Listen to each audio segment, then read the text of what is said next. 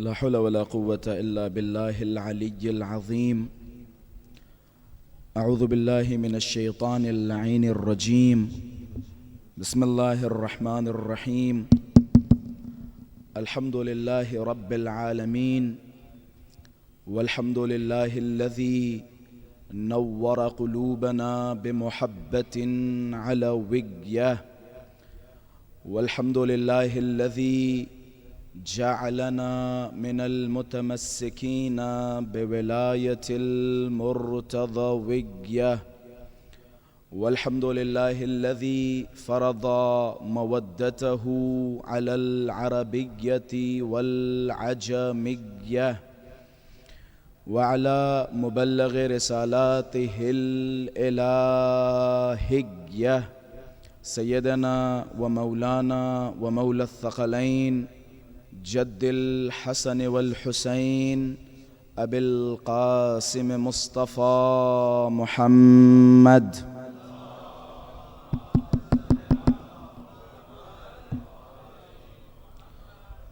اللهم صل وسلم وزد وبارك على صاحب الدعوة النبوية والصولة الحيدرية والعصمة الفاطمية والحلم الحسنية والشجاعة الحسينية والعبادة السجادية والمآثر الباقرية والآثار الجعفرية والعلوم الكاظمية والحجج الرضوية والجود التقوية والنقابة النقوية والهيبة العسكرية والغيبة الإلهية الحجة القائمية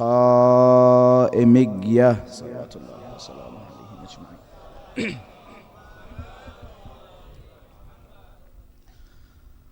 اللهم عجل لوليك الفرج والعافية والنصر، واجعلنا من أعوانه وأنصاره. أما بعد، فقد قال الله تبارك وتعالى في محكم كتابه ومتقن خطابه: بسم الله الرحمن الرحيم: ومن أعرض عن ذكري فإن له معيشة ضنكا ونحشره يوم القيامة أعمى. صدق الله العلي العظيم. اللهم صل على محمد وعلى محمد وعجل فرجه. السلام عليك يا أبا عبد الله وعلى الأرواح التي حلت بفنائك. عليك مني سلام الله أبدا ما بقيت وبقي الليل والنهار، ولا جعله الله آخر الأهد مني لزيارتكم. السلام على الحسين وعلى علي بن الحسين وعلى أولاد الحسين وعلى أصحاب الحسين. عظم الله أجورنا وأجوركم بمصابنا بالحسين عليه الصلاة والسلام، وجعلنا وإياكم من الطالبين بثأره مع وليه الإمام المهدي المنتظر. اللهم صل على محمد وآل محمد. وجود ذی الجود نازنین حضرت حجت عجل اللہ تعالی فرجہ الشریف کی سلامتی، علماء کرام، مراجعین عظام، شیعیان حیدر صفدر اور آپ سب اپنی سلامتی، تمام اہل خانہ کی سلامتی کے لیے بآواز بلند صلوات ہدیہ فرمائیں۔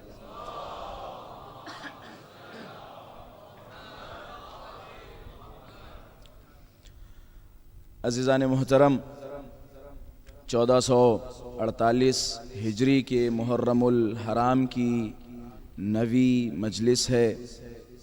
موضوع ہے ذکر آل محمد، ذکر اللہ، کہ جس موضوع کے تحت ذکر خدا اور ذکر آل محمد پہ گفتگو ہوئی۔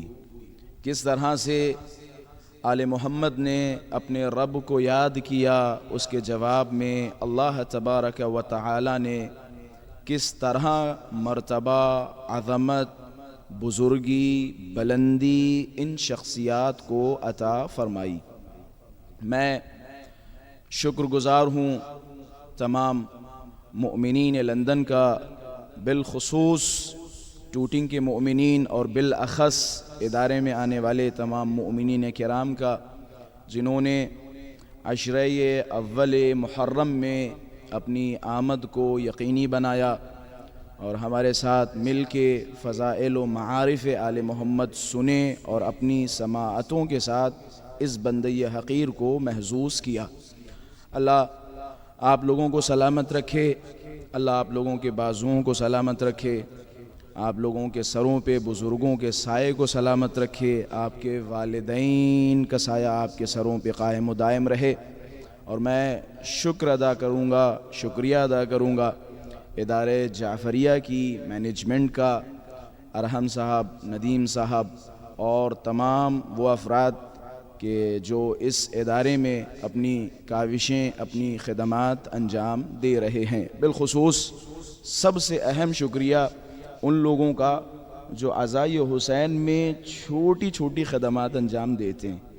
یقیناً یہ لوگ بڑے عہدوں پہ ہیں، ان کا شکریہ ہے، لیکن میں خصوصی شکریہ ادا کروں گا باہر کھڑے ان جوانوں کا جو عزاداروں کے جوتے صحیح کر رہے ہیں، یا وہ عزادار جو ٹریفک کو کنٹرول کر رہے ہیں، وہ جوان جو سبیلوں پہ کھڑے ہوئے ہیں، اور جیسا کہ ندیم صاحب نے بھی اشارہ کیا، وہ جوان اور وہ مؤمنین کرام جو اس وقت تپتی ہوئی دھوپ میں، تپتی ہوئی گرمی میں کچن میں کھڑے ہو کے عزاداروں کے لیے تبرکات کا انتظام کر رہے ہیں، تبرک کا انتظام کر رہے ہیں۔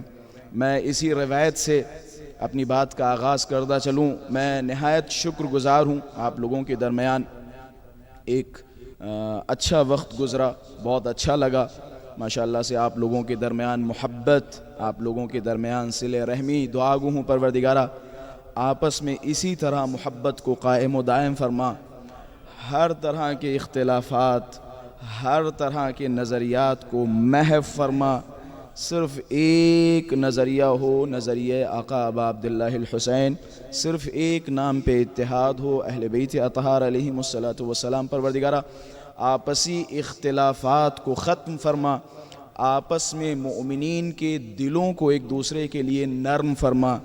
ہم سب، ظاہر سی بات ہے ابھی شب عاشور نہیں ہے، انشاءاللہ مغرب کے بعد ہم شب عاشور کے عنوان سے مجلس برگزار کریں گے، اس میں انشاءاللہ میں بعض معارف عاشوراء، بالخصوص عاشور کی شب اور عاشور کے روز کیسے کیسے اتفاقات ہوئے، اصحاب امام حسین نے کس طرح سے ثابت قدمی کا مظاہرہ کیا، انشاءاللہ میں گفتگو کروں گا۔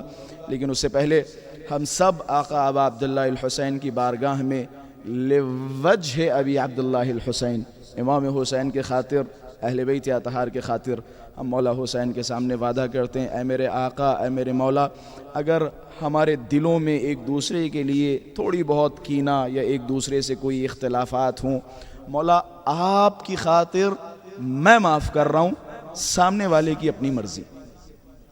یہ عہد کریں اپنے آقا، اپنے مولا سے کہ میں معاف کر رہا ہوں۔ کس طرح سے اللہ تبارک و تعالی سے معافی کی امید رکھتے ہیں، جس قدر معافی کی امید رکھتے ہیں، کم سے کم اس قدر تو انسان نہیں کر سکتا، لیکن اپنی اوقات، اپنی وسعت کے مطابق۔ ایسا نہیں میرے بھی دل میں بہت سارے اختلافات ہوں گے، میرے بھی دشمن ہیں، میرے بھی اختلافات بعض لوگوں سے ہیں، آپ کے ساتھ ساتھ میں بھی ان اختلافات کو اور ان چیزوں کو امام حسین کے خاطر دفع کر رہا ہوں، رفع کر رہا ہوں، عہد کر رہا ہوں، مولا میں نے معاف کیا، باقی اس کی مرضی، اس کا دل کرے تو وہ مجھے بھی معاف کر دے۔ ایک دوسرے کے لیے دلوں کو صاف کریں۔ میں اشارہ کرتا چلوں، اللہ تبارک و تعالی سے اگر آپ کو امید ہے، اللہ رحیم ہے، اللہ کریم ہے، اللہ سے اگر آپ کو رحمت کی امید ہے، کرم کی امید ہے، تو پہلے اپنے دل سے اپنے مخالفین کو یا اپنے جن سے اختلافات ہیں ان کو معاف کرو، تاکہ اللہ کی بارگاہ میں اللہ سے رحمت کی یا کرم کی توقع کر سکے، اللہ سے کرم کی توقع کر سکے۔ بس مجھے پتہ ہے یہ سارے کے سارے شیعہ ہیں، سارے کے سارے مولا کے عزادار ہیں، مولا کے چاہنے والے ہیں۔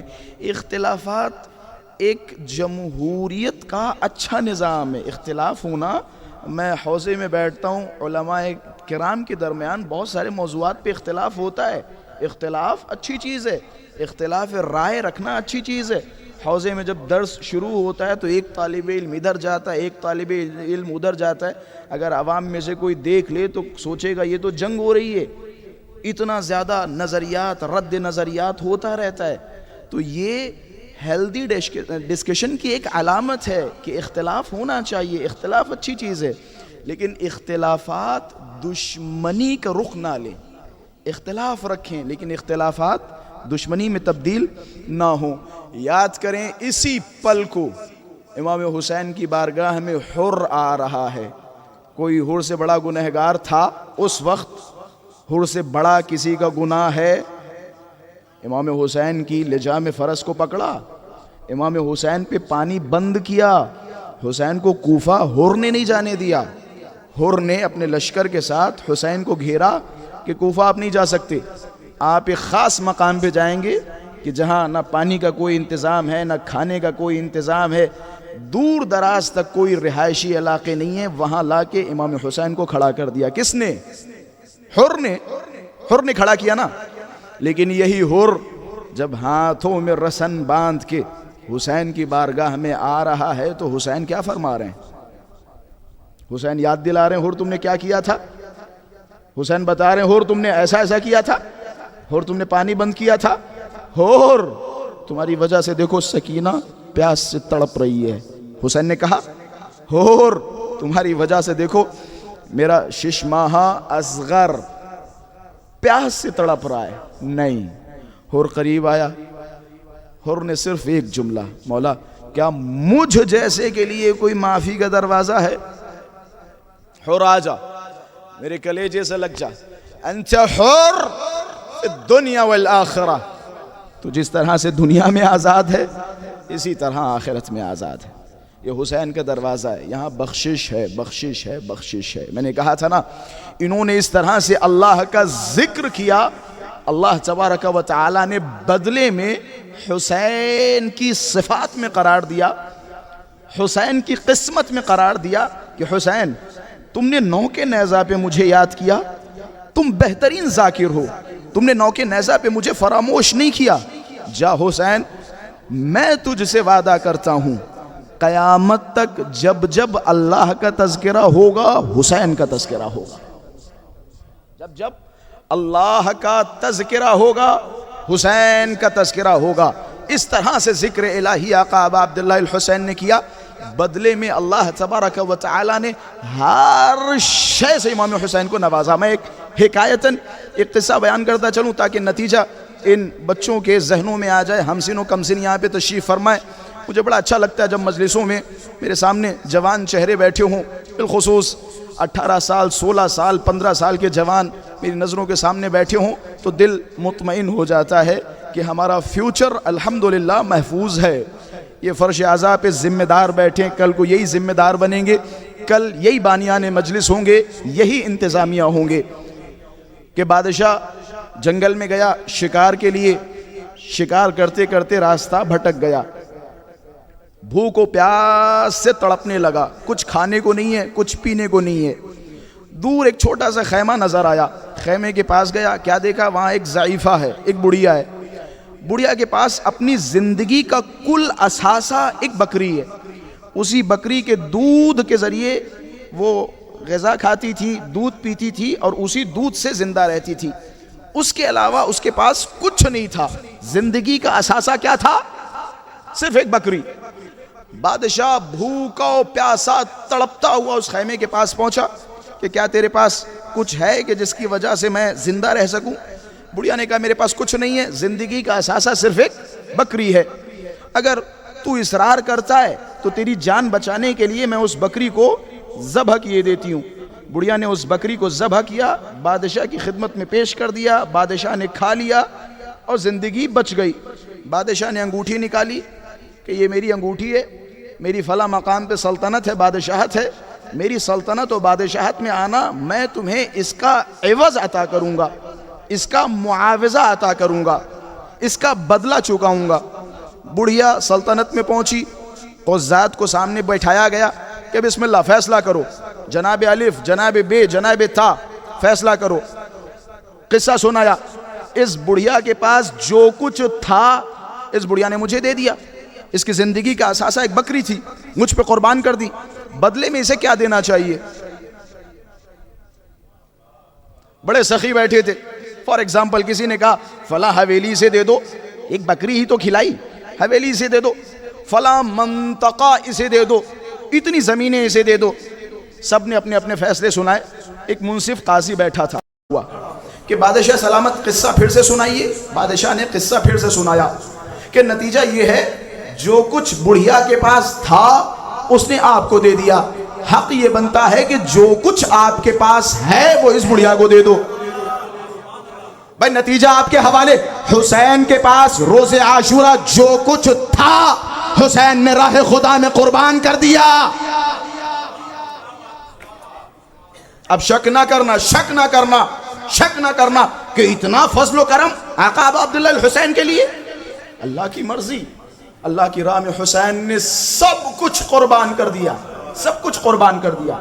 اسے کیا بچا کیا تھا؟ بسم اللہ، بچا کیا تھا؟ کچھ نہیں بچا، سب امام حسین نے راہ خدا میں قربان کر دیا۔ اور صرف قربان نہیں کیا، قربان نہیں کیا، ہر قربانی کے بعد قربانی کو ہاتھ میں لے کے اللہم تقبل منا، ہے پروردگارہ یہ قبول کر لے، یہ قبول کر لے، رضا بقضائہ وتسلیما لامرہ، اے میرے پروردگارہ میں تیرے امر پہ راضی ہوں، تیری قضا پہ راضی ہوں۔ سب کچھ امام حسین نے راہ خدا میں قربان کر دیا۔ اب اگر اللہ تبارک و تعالی آقا ابا عبداللہ الحسین کے لیے پروٹوکول رکھے، مثال کے طور پہ مجلسوں کا ایک پروٹوکول ہے، یہ مقام ہے، یہ مقام ہے، یہ عظمت ہے۔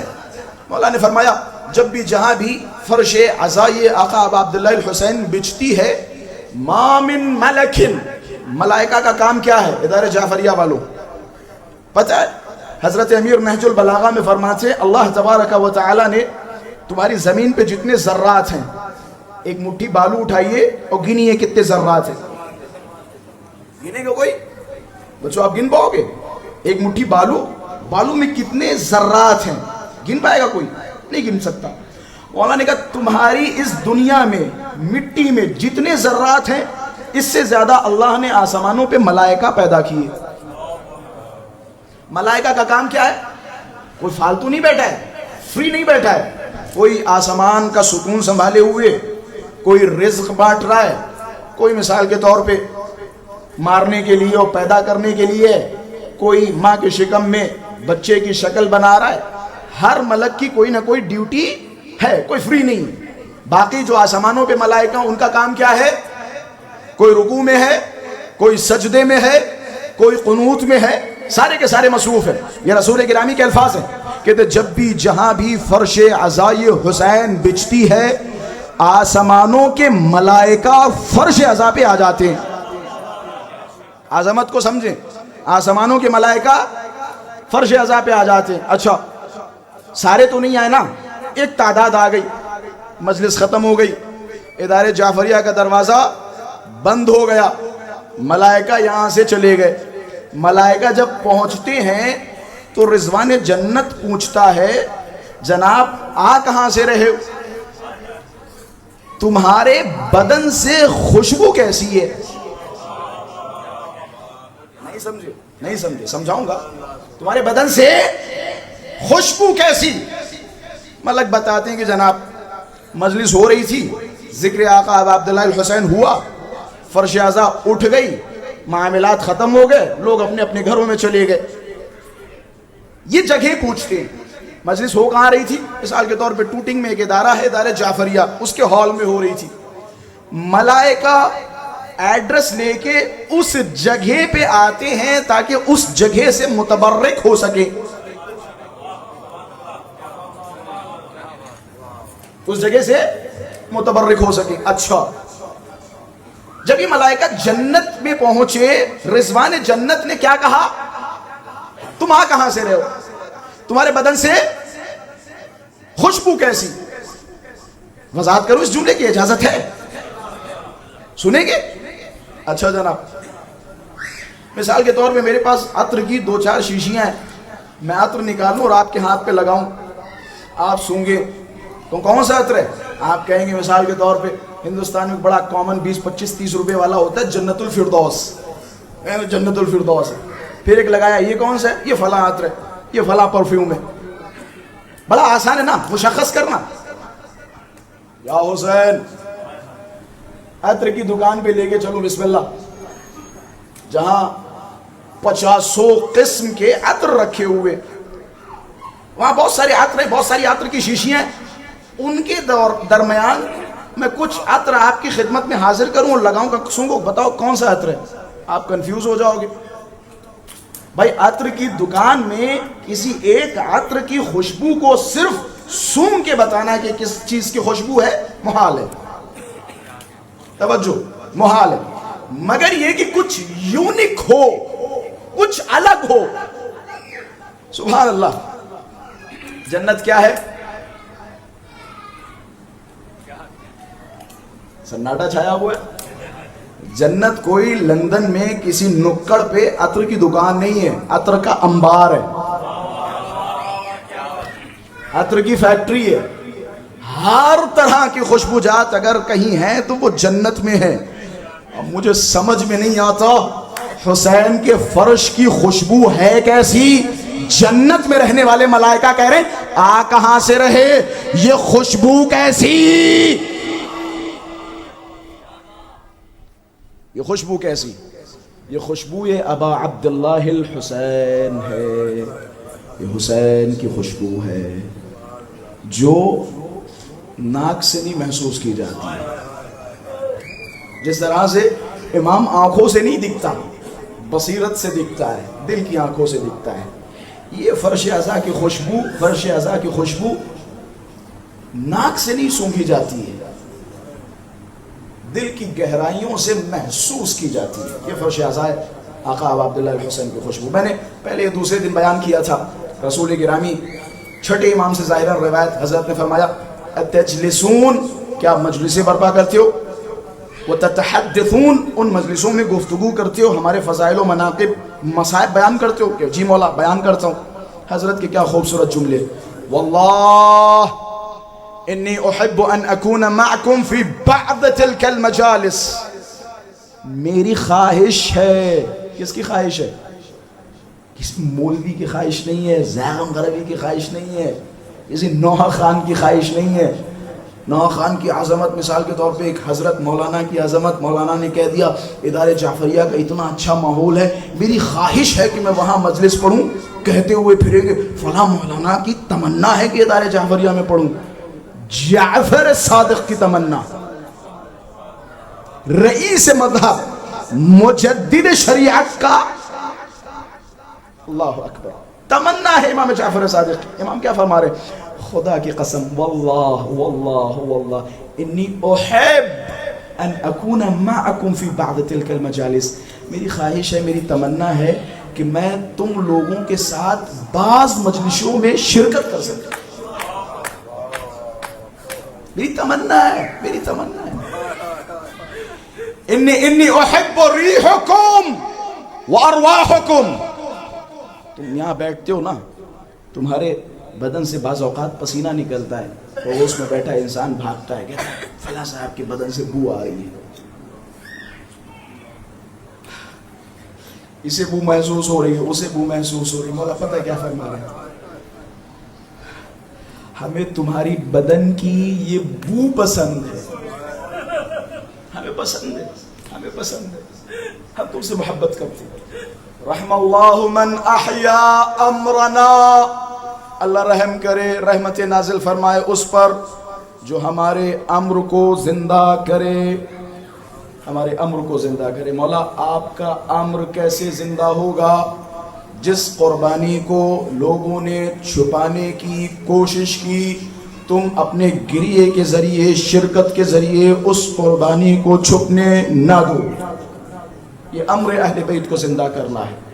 جہاں دشمنوں کی لاکھ ہزار کروڑ کوششیں رہیں صرف اس بات پر کہ یہ امر اہل بیت علیہ السلام کو نابود کر دیا جائے، ختم کر دیا جائے، وہیں اہل بیت اطہار نے خاص اہتمام فرمایا. روایت میرے خیال سے ایک صلوات پڑھے محمد والے محمد کی ذات پر. میں اشارہ سمجھ گیا ندیم بھائی کا. 30 سیکنڈ کے اندر آگے آ جائے تاکہ زیادہ وقفہ نہ ہو اور میں جس موضوع پہ چل رہا ہوں ڈسٹرب نہ ہوں. صلوات 2 مرتبہ پڑھی اور 2 مرتبہ کی صلوات میں آگے تک آ جائیے.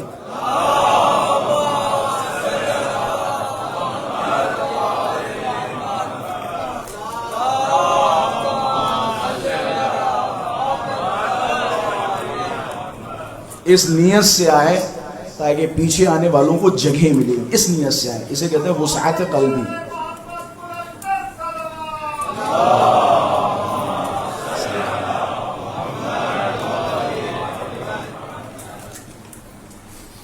ابھی بھی کافی جگہ خالی ہے.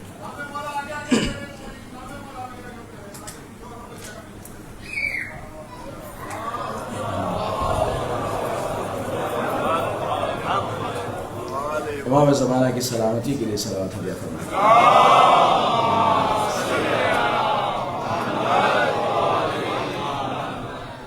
امر اہل بیت علیہ السلام کو زندہ کرنا. مولا نے فرمایا اللہ رحمت نازل فرمائے اس پر جو ہمارے امر کو زندہ کرے. میں نے شروع میں بیان کیا تھا کہ جس طرح سے اہل بیت اطہار نے اللہ تبارک و تعالیٰ کا تذکرہ کیا، اللہ تبارک و تعالیٰ نے انہیں خاص پروٹوکول عطا فرمایا. انسان مثال کے طور پہ شب عاشور کے اگر آپ واقعات، شب عاشور کے معاملات، شب عاشور کے ثواب، یہ ساری چیزوں پہ اگر بحث کریں، میں انشاءاللہ شب عاشور کی مجلس میں شاید 2-4 نئے نتیجے آپ حضرات کی خدمت میں پیش کروں. یہ جو کانسیپٹ ہے ذہنوں میں، مجلسوں میں ثواب کی غرض سے، تو میں انشاءاللہ اس کانسیپٹ پہ بھی ایک نتیجہ دینے کی کوشش کروں گا. شاید اس ماہ محرم کی تمام مجلسوں کا ایک ماہ حاصل ہو کہ جناب آخر ہم مجلسوں میں آتے کیوں ہیں، آخر ہم مجلسوں میں کرتے کیا لینے کیا آتے ہو، کیا کرتے. خلاصہ امام حسین علیہ السلام کو اللہ تبارک و تعالیٰ نے خاص پروٹوکول عطا فرمایا. روایت مشہور و معروف، ان اللہ تبارک و تعالی عوض الحسین بقتلہ 4 خصال. اللہ تبارک و تعالیٰ نے حسین کے قتل کے بدلے 4 امتیازات حسین کو عطا فرمائے، 4 خصوصیات امام حسین کو دی. پہلی خاصیت، جعل الشفاء فی تربتہ، اللہ نے خاک کو خاک شفا بنا دیا. حسین کی قبر کی مٹی کو خاک شفا بنایا. وإجابة الدعاء تحت قبته، حسین کے قبے کے نیچے اللہ نے اجابت دعا قرار دی. جاؤ جاؤ جاؤ، جو دعا تم ذریح حسین کے پاس کھڑے ہو کے قبے کے نیچے مانگو گے، اللہ اس دعا کو قبول کرے گا. جعل الشفاء فی تربتہ وإجابت الدعاء تحت قبته. اسی طرح کہتے اللہ تبارک و تعالی نے حسین کو امتیاز یہ دیا ہے کہ جتنے دن تم کربلا یہ معلّہ کی زمین پر رہو گے، وہ دن تمہاری زندگی سے ہٹا دیے جائیں گے. وہ دن تمہاری زندگی سے ہٹا دیے جائیں گے. یہ پروٹوکول ہے حسین کے لیے، یہ پروٹوکول ہے آقا ابا عبداللہ الحسین کے لیے. ایک چھوٹا سا ذاکر، ایک چھوٹا سا مولوی، مثال کے طور پہ ابھی میں جاؤں، 2 لوگ آگے 2 لوگ پیچھے گیٹ پہ لے جا رہے ہیں، مولانا صاحب ادھر چلیے، گاڑی ادھر آ رہی ہے. کتنا پروٹوکول تلاش کرتے ہیں. خاص کر کے میں اپنی بات کر رہا ہوں، اپنی لائن کی باتیں کر رہا ہوں. بہت پروٹوکول کی تلاش میں ہوتے ہیں نا. پروٹوکول ملے، تنہا جائیں گے، لوگ کیا کہیں گے، اتنا بڑا ذاکر، تو مطلب بغیر کسی اس کے جا رہا ہے. تو یہ دنیاوی چیزیں جو یہیں پہ دھری کی دھری رہ جائیں گی، یہ تمہارا پروٹوکول، یہ ساری چیزیں یہیں پہ رہ جائیں گی. لیکن جو آسمانی پروٹوکول ہوتا ہے نا، وہ اللہ کی طرف سے ہوتا ہے. اس پروٹوکول کا معاملہ ہی جدا ہے، معاملہ جدا ہے. میں شاید کسی بندے خدا سے، کسی دوست سے یہ باتیں کر رہا تھا، میرے خیال سے یہیں پہ کسی سے گفتگو کر رہا تھا. بعض اوقات ہوتا ہے ہم بہت ساری جگہوں پہ جاتے، خود بیان کرتے، ہمیں جانتے ہو؟ نہیں جانتے. ہم نے ماشاءاللہ سے 20-25 ملکوں میں خطابت کی ہے، ہم اتنے سال سے خطابت کر رہے ہیں. ایک مرتبہ یہ موضوع تھا، ہم نے لپیٹ کے رکھ دیا، مثال کے طور پہ ایسا کر دیا، ویسا کر دیا. مثال کے طور پہ بانی مجلس ہم نے یہ کروایا تھا، فلاں جگہ کا جلوس ہماری وجہ سے، کراچی کی آزاداری ہماری وجہ سے، لکھنؤ کا وہ فلاں علم ہماری وجہ سے. اپنے منہ سے ہی سب کچھ اگلنے لگتے ہیں. اخلاص کسے کہتے ہیں؟ مولا نے فرمایا اخلاص کی ایک چھوٹی سی تعریف پتہ ہے کیا ہے؟ کہتے ہیں ایک سب سے چھوٹی چیز جو تمہارے اخلاص کو ذبح کر دیتی ہے وہ ہے تعریف کی توقع کرنا. مثال کے طور پہ اللہ مجھے معاف کرے، اللہ اس فتنے سے محفوظ رکھے، میں ممبر پہ آؤں اور میرے دماغ میں یہ چلنے لگے کہ آج میں ایسی مجلس پڑھوں کہ جب میں ممبر سے اتروں تو ادارے والے سارے آگے میرے ہاتھ چومنے لگے ہوں، کہنے لگے قبلہ صاحب کیا خطاب کیا ہے. اتنی سی سوچ، اتنی سی توقع سارے عمل کو ضائع کر دیتی ہے، سارے عمل کو ضائع کر دیتی ہے. معذرت کے ساتھ بعض اوقات ہوتا ہے جب قسم کھاتے ہیں کہتے ہیں قسم ہے اس حجر اسود کی جو ابھی ہم نے ذی الحجہ میں چھوا تھا. یہ حجر اسود کی قسم نہیں ہے، یہ بتانا چاہ رہے ہیں کہ جناب ہم بھی حاجی صاحب ہیں. ہمارے استاد آیت اللہ مجتہدی تہرانی درس اخلاق کے بہترین اساتذہ میں سے کہنے لگے بعض اوقات طالب علم کے پاس جاؤ، کہنے لگا قبلہ صاحب آپ کو کیا پتا رات کے جب 3 بجے اٹھو تو کتنی پیاس لگتی ہے. کہ یہ پیاس کا تذکرہ نہیں ہے، یہ بتا رہا ہے کہ 3 بجے نماز شب پڑھنے کے لیے اٹھتا ہوں. تو بعض اوقات ہوتا ہے نا ایک طریقے سے انسان اپنے اخلاص کو اپنے ہاتھوں سے خنجر سے ذبح کرتا ہے. یہ اخلاص کو ذبح کرنا. ضرورت نہیں ہے کچھ بتانے کی، کچھ سمجھانے کی. آپ اپنے مولا کے لیے مخلص بنو، حسین کے لیے مخلص بنو، خلاص. کسی کو صفائی دینے کی ضرورت نہیں ہے اگر آپ اپنے مولا کے لیے مخلص ہو. اگر آپ اپنے خدا کے لیے مخلص ہو تو کوئی صفائی دینے کی ضرورت نہیں ہے، کوئی دینے کی ضرورت نہیں ہے. اگر تم خود مطمئن ہو، انسان اپنے بارے میں زیادہ بہتر جانتا ہے. انسان اپنا محاسبہ کرے، اپنا مقایسہ کرے، آنکھوں کو بند کرے، مولا اور اپنے درمیان کسی درمیانی کو نہ رکھے اور حسین کی طرف دیکھے اور فیصلہ کرے کہ میں اپنے مولا کے لیے کتنا مخلص ہوں. اگر آپ کے پاس اخلاص ہے تو خلاص. بعض اوقات ہوتا ہے، میں جس نقطے کی طرف اشارہ کرنا چاہ رہا ہوں، ضرورت نہیں ہے کہ آپ کچھ کسی کو بتائیں. میری طرف توجہ رکھیں، ضرورت نہیں ہے کسی کو کچھ بتائیں. مقدس اردبیلی کا نام آپ لوگوں نے سنا ہوگا یقیناً. مقدس اردبیلی کا مشہور و معروف قصہ. مقدس اردبیلی نے ایک کنویں میں ڈول ڈالی پانی نکالنے کے لیے، ہیرو جواہرات نکلے، ڈال دیے، پھر نکالی، ہیرو جواہرات نکلے، ڈال دیے وضو کے لیے. ہاتھوں کو بلند کیا، پروردگارا میں وضو کے لیے پانی چاہ رہا ہوں، ہیرو جواہرات کی مجھے ضرورت نہیں ہے. یہ معاملہ ہوا، ہو گیا نا. 2-3 دن کے بعد سب کو پتا چل گیا. ایک آیت اللہ یا مولانا صاحب مقدس اردبیلی کے پاس پہنچے، کہنے لگے قبلہ صاحب شرم نہیں آتی؟ پورے علاقے میں اپنی تعریفیں کروا رہے ہو. سب کو یہ قصہ بتا دیا کہ ہم نے مثال کے طور پہ ڈول ڈالی تھی، پانی کی جگہ ہیرو جواہرات نکلے. یہ قصہ اپنا پھیلا رہے ہو تاکہ لوگوں کی نظر میں یہ ہو جائے کہ کتنے بڑے مقدس ہو. یہ سنتے رونے لگے کہ خدا کی قسم میں نے کسی کو بتایا ہی نہیں، بتایا نہیں. تیسرے کے پاس گئے، ان کے سامنے بات کو رکھا کہ ایسا ایسا ہو رہا ہے، میں نے کسی کو بتایا بھی نہیں، شیئر ہی نہیں کیا، لیکن ان سب کو پتا چل گیا. کہ تم نے حدیث نہیں سنی؟ حضرت امیر کے جملات ہیں، جب تم نیک کام کرتے ہو خلوص نیت کے ساتھ، اللہ کچھ ملائکہ کو معین کرتا ہے تمہاری نیکیوں کو منتشر کرنے کے لیے. تمہاری نیکیوں کو منتشر کرنے کے لیے اللہ ملائکہ کو معین کرتا ہے. بس میں اسی جملے پہ اس موضوع کا اختتام کر رہا ہوں. اپنے آقا کے لیے مخلص بن جاؤ، اپنے مولا کے لیے مخلص بن جاؤ، پھر کسی کو کسی طرح کی صفائی دینے کی ضرورت نہیں ہوگی۔ امام حسین جو تمہیں پروٹوکول عطا کریں گے، امام حسین جو تمہیں عزتیں عطا فرمائیں گے، خدا کی قسم میں بہت سارے ذاکرین کو دیکھتا ہوں، بہت سارے علماء کو دیکھتا ہوں، کبھی کبھی سوچنے بیٹھ جاتا ہوں۔ ظاہر سی بات ہے جب ہم مولویوں کی نشستیں ہوتی، علماء کی نشستیں ہوتی تو گفتگو ہوتی، یار فلاں اتنا پڑھا لکھا بھی نہیں ہے، ہم سے زیادہ اس کی عزت ہے، لوگ اس کے مثال کے طور پہ یا حسین کہنے پہ رونے لگتے ہیں۔ تو مولویوں کے درمیان اس طرح کی باتیں ہوتی ہیں، تو میں اکثر یہ جملے کہتا ہوں، پتہ نہیں خدا کو اس کی کون سی حرکت پسند ہے جو ہم میں نہیں پائی جاتی ہے۔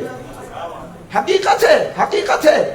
تم علم دیکھ رہے ہو، اللہ نے پتہ نہیں اس کے دل میں کیا دیکھا، اللہ کو کیا پسند ہے، ہمیں اور آپ کو نہیں معلوم اللہ کو کیا پسند ہے۔ خلاصہ اپنے اندر ایسی صفات لائیں جو حسین کو پسند ہوں، جو مولا کو پسند ہوں، جو اللہ کو پسند ہوں۔ پھر دیکھو امام حسین تمہیں کیسا پروٹوکول دیتے، یہ پروٹوکول مثال کے طور پہ 2 گاڑیاں 4 آدمی آگے 4 آدمی پیچھے، اسے تم پروٹوکول سمجھ رہے ہو؟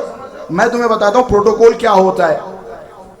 کہتے جب بھی کوئی زائر حسین زیارت حسین کا ارادہ کرتا ہے، کہتے جیسے اس نے ارادہ کیا، احتنکہ الملائکہ، ملائکہ نے اسے چاروں طرف سے گھیر لیا۔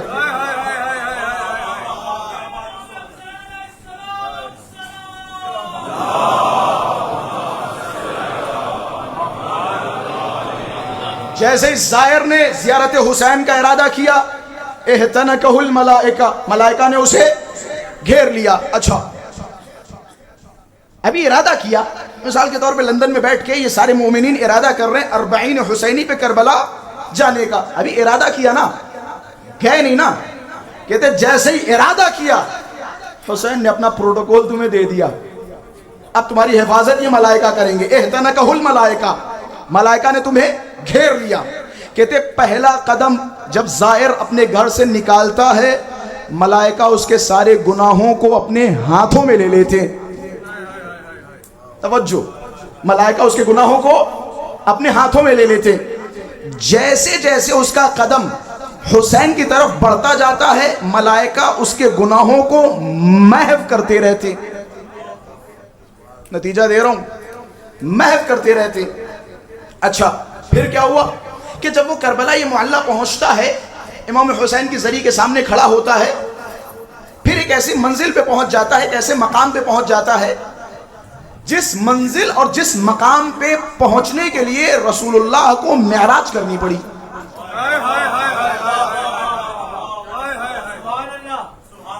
حسین کا دروازہ ہے، تعجب نہ کرو، حسین کا دروازہ ہے۔ اس مقام پہ، کس مقام پہ پہنچتا ہے؟ رسول اللہ معراج پہ گئے، سب سے اعلیٰ مقام معراج پہ کون سا تھا؟ سدرۃ وہاں کیا ہوا؟ پردہ، ایک کمان، یہ ساری باتیں ذہن میں نا۔ رسول اللہ کا معراج کا سب سے بڑا معجزہ کیا تھا؟ اللہ سے نجوا کرنا۔ نجوا کسے کہتے ہیں؟ نجوا کہتے ہیں سرگوشیاں کرنا۔ ایک عاشق اپنے معشوق کے ساتھ چپکے سے سرگوشیاں کرتا ہے، اسے کہا جاتا ہے نجوا۔ نجوا، رسول اللہ نے نجوا کیا، سدرۃ المنتہا پہ جا کر اللہ سے نجوا کیا۔ یہ سب سے بڑا مقام تھا، عرش الہی پر اللہ سے ملنا، نجوا کرنا، یہ سب سے بڑا مقام تھا رسول گرامی کی معراج کا۔ کیسے بیان کروں، کیسے تحمل کریں گے، کیسے سمجھیں گے آپ کے اوپر۔ کہتے زائر گھر سے نکلا، ملائکہ نے گناہوں کو ہاتھوں میں لے لیا، محو کرنا شروع کر دیا۔ جیسے ہی زائر کربلا یہ معلّہ پہنچتا ہے، ذریح حسین میں داخل ہوتا ہے، نظریں ذری پہ جاتی ہیں، ناجاہ اللہ، اپنے رب سے نجوا کرنا شروع کر دیتا ہے۔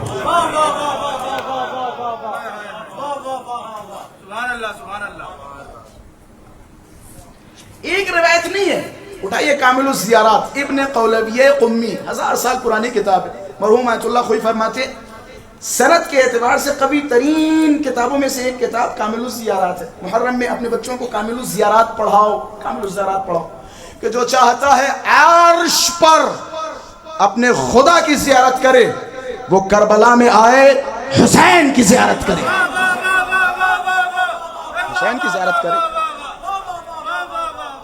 حسین کی زیارت۔ میں نے کہا نا حسین نے اللہ کا اتنا ذکر کیا ہے، اتنا ذکر کیا ہے، اللہ نے کہا اب ہم اپنا ذکر قبول ہی نہیں کریں گے جب تک حسین کا ذکر نہ ہو، جب تک حسین کا ذکر نہ ہو ہم اپنا ذکر قبول نہیں کریں گے۔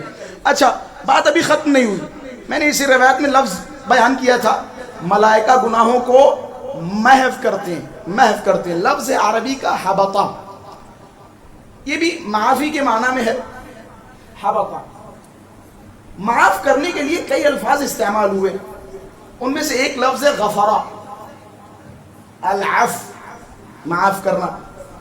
اللہ نے ہر جگہ معاف کیا ہے ہمیں اور آپ کو، لفظ غفرہ کے ذریعے معاف کیا ہے۔ معراج پہ لے جانے کی کوشش کر رہا ہوں شب عاشور، اللہ نے معاف کیا لیکن لفظ غفرہ کے ذریعے معاف کیا۔ واحد یہ ایک مقام ہے کہ جہاں اللہ نے لفظ حبطہ کے ذریعے معاف کیا ہے۔ کاش سن سکے اور تحمل کر سکے اور یہاں سے لے جا سکے۔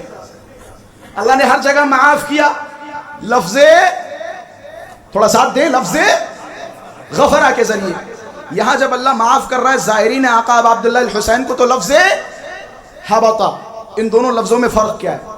ایک مثال دوں، ماشاءاللہ سے چاروں طرف لکڑیاں ہیں اور لندن کے گھر بھی لکڑیوں کے بنے ہوتے، یہ لکڑی اٹھائیے اور اس میں کیلوں کو ٹھوک دیجئے، میخیں اس لکڑی میں ٹھوکیے، آپ نے کیلیں ٹھوک دی، میری طرف توجہ کر لیں، آخری نتیجہ ہے لفظ غفرہ اور لفظ حبطہ۔ اللہ نے جہاں جہاں معاف کیا لفظ غفرہ کے ذریعے معاف کیا، معاملہ جب حسین کا آیا اللہ نے لفظ حبطہ کے ذریعے معاف کیا۔ دونوں میں فرق کیا ہے؟ اس لکڑی کو لیجئے، اس میں کیلوں کو ٹھوکیے، میں کہوں کیلوں کو نکال دیجئے، آپ نے کیلوں کو نکال دیا، یہ لکڑی ہو گئی آپ کا جسم، یہ کیل ہو گئے آپ کے گناہ، نکالنا ہو گیا غفرہ۔ بچا کیا؟ کاش میرا ساتھ دیتے، بچا کیا؟ سوراخ، کیلیں نکل گئی لیکن اس کا اثر باقی ہے، گناہ نکل گئے لیکن ان گناہوں کے اثرات باقی ہیں۔ لیکن حسین کے معاملے میں اللہ ایسے معاف کرتا ہے کہ جیسے تم نے کچھ کیا ہی نہیں۔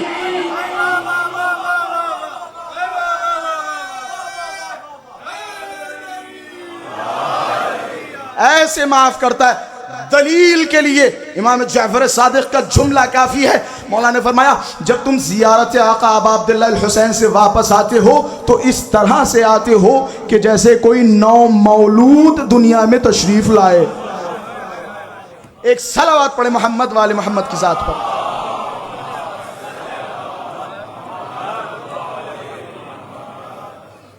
یہ میرے کو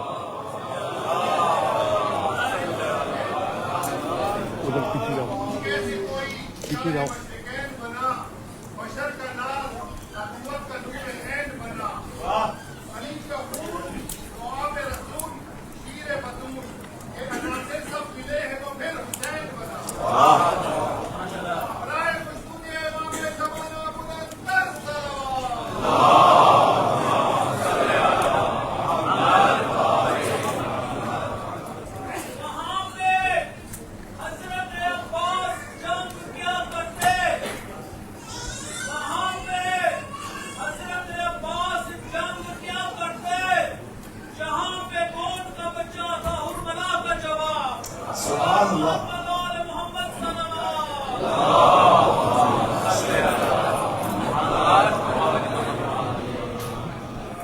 میں نے بیان کیا تھا امام حسین کے پاس جو کچھ تھا امام حسین نے راہ خدا میں قربان کر دیا، خدا نے اپنی مرضی امام حسین کے حوالے کر دی۔ حسین جو تمہاری مرضی، جو تم چاہو گے خدا کرے گا، جو تم چاہو گے خدا کرے گا۔ تم نے راہ خدا میں سب کچھ قربان کر دیا۔ ہمارے استاد فرماتے جب کوئی بادشاہ ایک خط لکھتا ہے تو سارے مضامین لکھنے کے بعد ایک مہر لگاتا ہے، وہ مہر اس بات پر دلالت کرتی ہے کہ خط اس بادشاہ کی طرف سے ہے۔ کہ اسی طرح روز عاشورہ امام حسین نے راہ خدا میں پورا خط آمادہ کر دیا. عباس کو قربان کر دیا, اکبر کو قربان کر دیا, اور محمد کو قربان کر دیا. پھر آخر میں مہر کے طور پر علی اصغر کو اپنے ہاتھوں میں لیا. خداوند متعال کی بارگاہ میں اس آخری قربانی کو امام حسین نے پیش کر دیا. آپ کو پتہ ہے جناب علی اصغر کا کربلا میں رول کیا تھا؟ کتنی اہمیت ہے جناب علی اصغر کی شہادت کی؟ جب مدینے سے امام حسین کا یہ قافلہ روانہ ہوا تھا نا, جناب صغرا نے جناب علی اصغر کو اپنی گود میں لے لیا. صغرا جناب علی اصغر سے فرما رہی, بھیا اصغر تم مت جاؤ, ہم دونوں ساتھ میں کھیلیں گے, ساتھ میں زندگی بسر کریں گے. بڑی کوشش کی, جناب علی اصغر نے صغرا کی گود نہیں چھوڑی. حسین آگے بڑھے, اصغر کے کان میں فرمایا. نہ جانے اصغر کے کان میں کیا کہا, اصغر نے صغرا کی گود چھوڑ دی, حسین کی گود میں آ گئے. محمد حنفیہ آگے گئے. آگے بڑھنے کے بعد محمد حنفیہ نے مشورہ دیتے ہوئے فرمایا کہ مولا آپ جا رہے ہو ٹھیک ہے, لیکن کم سے کم ان بچوں کو تو لے کے نہ جائیے, ان عورتوں کو تو لے کے نہ جائیے. امام حسین نے کوئی جواب نہیں دیا. خود بخود جواب ملا جب یہ سارے سر شام اور کوفہ میں وارد ہوئے. سارے سر نو کے نیزہ پہ ہیں. کچھ لوگ جو مشکوک تھے انہوں نے جب حر کے سر کو دیکھا تو انہوں نے کہا کہ یہ باغیوں کا سر ہے. حبیب کے سر کو دیکھا کہ یہ باغیوں کا سر ہے. زہیر کا سر دیکھا کہ یہ باغیوں کا سر ہے.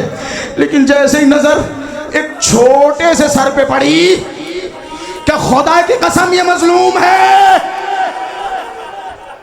اب سمجھے حسین کا مقصد کیا تھا؟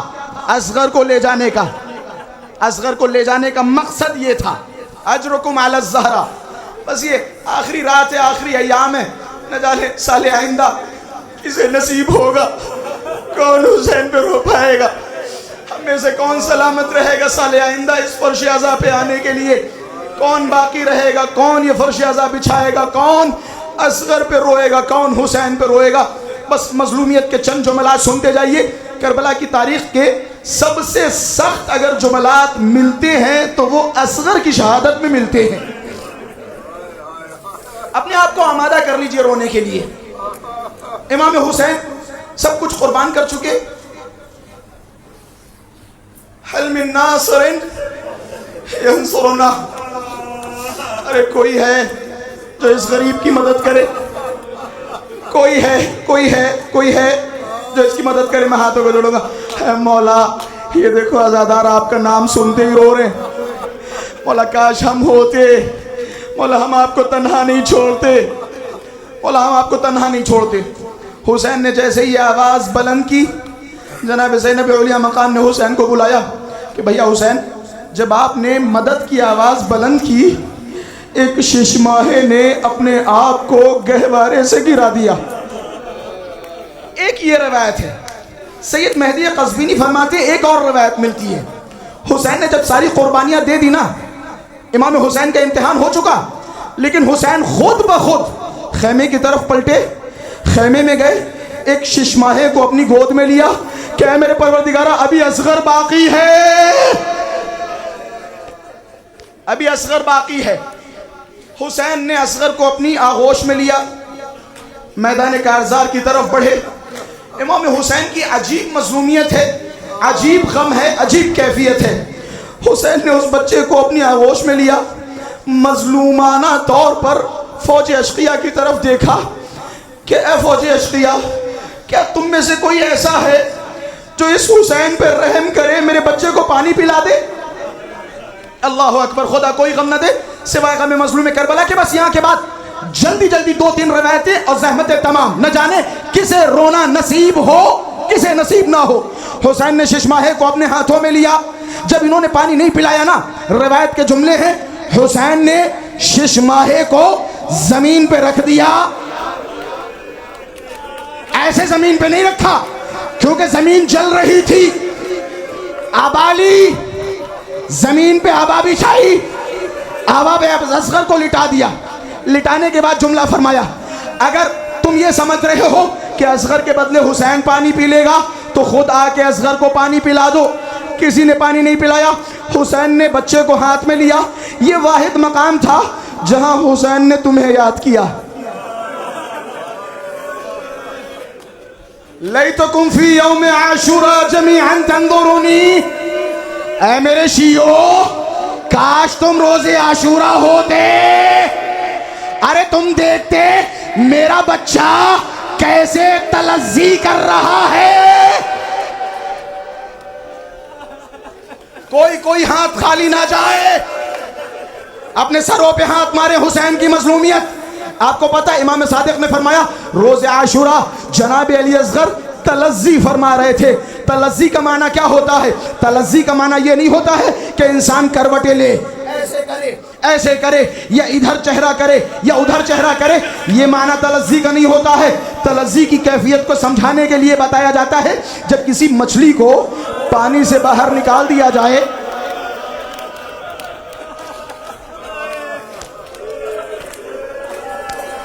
یا حسین، اس مچھلی کا بدن اس لائق نہ ہو جو ہل بھی سکے۔ جب ساری طاقت ختم ہو جائے تو مچھلی کی آخری کیفیت کو تلذی کہا جاتا ہے۔ وہ آخری کیفیت کیا ہے؟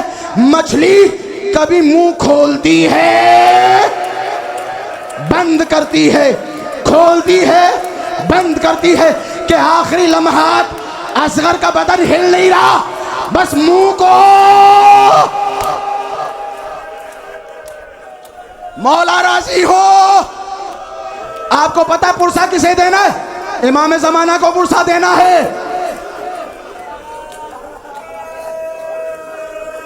حسین ہاتھوں پہ لیے، آواز آئی آئین آئین حرملا۔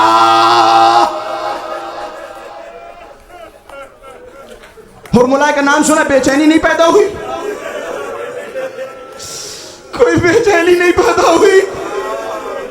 جب مختار نے بہت سارے لوگوں کو مارا نا، امام سید سجاد کے پاس خبر پہنچائی کہ مولا راضی میں نے فلاں کو مار دیا، میں نے انس کو مار دیا، مولا میں نے نوفل کو مار دیا، مولا میں نے سب کو مار دیا۔ امام سید سجاد نے جیسے سنا، پہلا جملہ حرملا ملا، ہائے سجاد۔ دوسرا پیغام گیا، مولا شمر کو مار دیا۔ مولا کا جملہ حرملا ملا۔ 3 مرتبہ حرملا کو پوچھا، جناب مختار نے حرملا کو گرفتار کیا، حرملا کو کھڑا کیا کہ اے حرملا ذرا مجھے بتائے گا کیا وجہ ہے، کیا سبب ہے؟ امام سجاد نے 3 مرتبہ اگر کسی کے بارے میں پوچھا تو وہ تو ہے، تو نے ایسا کربلا میں کیا کیا؟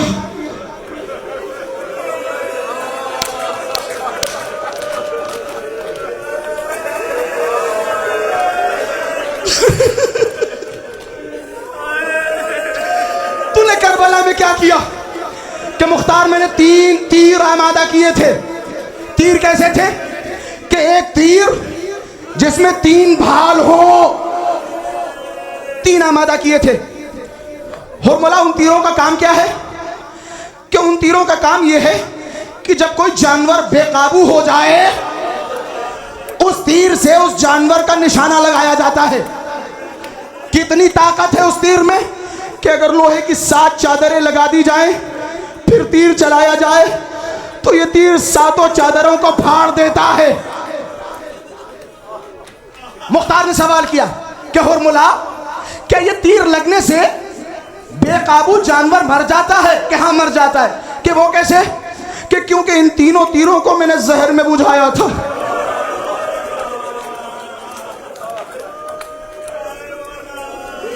کہ تو نے تیر کہاں چلائے؟ کہ پہلا تیر جب عباس فرات سے واپس آئے عباس کا نشانہ لگایا۔ دوسرا تیر جب زہرا کا لال گھوڑے پہ ڈگمگا رہا ہے میں نے تیر لیا، نشانہ لگایا، زہرا آ گئی، اے حرملا۔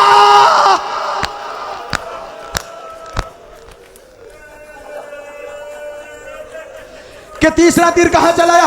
کہ تیسرا تیر جب حسین نے ششماہ بچے کو بلند کیا، میں نے نشانہ لگایا، تیر اصغر کے گلے پہ لگا۔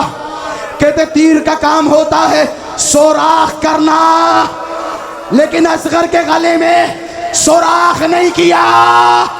اس تیر نے اصغر کو ذبح کر دیا۔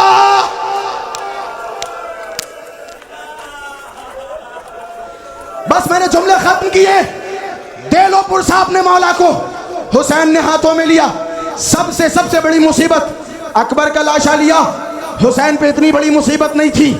عباس کا لاشا لیا، اتنی بڑی مصیبت نہیں تھی۔ لیکن جب اصغر کا لاشا لیا نا، میری طرف دیکھیں، اصغر کا لاشا، کیفیت حسین کی، ابا کا دامن اس طرح سے حسین نے ابا کے دامن میں چھپا لیا، خیمے کی جانب بڑھے۔ اب یہ مظلوم امام سمجھ میں نہیں آ رہا، خیمے میں جائے تو کیسے جائیں؟ آگے بڑھے، انا للہ، پیچھے آئے، خیمے کا دروازہ کھلا، پردہ اٹھا، رباب سامنے آئی۔ اے میرے آقا، میرا اصغر میرے حوالے کر دیجئے۔ آخری جملے، خدا مجھے حوصلہ دے، آپ کو رونے کا حوصلہ دے۔ آخری اختتام ہے، ہاتھ آپ کے خالی نہیں ہونے چاہیے، گالوں پہ تماچے لگائیں، سر پہ ہاتھ مارے، مقتل کے جملے ہیں۔ حسین آگے جاتے ہیں، انا للہ و انا الیہ راجعون، پیچھے آتے ہیں، انا للہ و انا الیہ راجعون۔ روایت کے جملے ہیں، سکینہ آگے بڑھی، بابا پانی پلا لائے، کہ پانی نہ ملا۔ ابھی میں نے ختم نہیں کیے مسائل۔ آخری روایت، حسین خیمے کے پیچھے گئے، اصغر کو دفن کر دیا۔ 11 محرم، ہاتھ میں نیزہ، زمین پہ مارنا۔ اے رباب، تیرے بچے کی خیر، لاشا نکلا، خنجر نکالا، ننھا گلا۔ اے رباب، اصغر کو ذبح کر دیا۔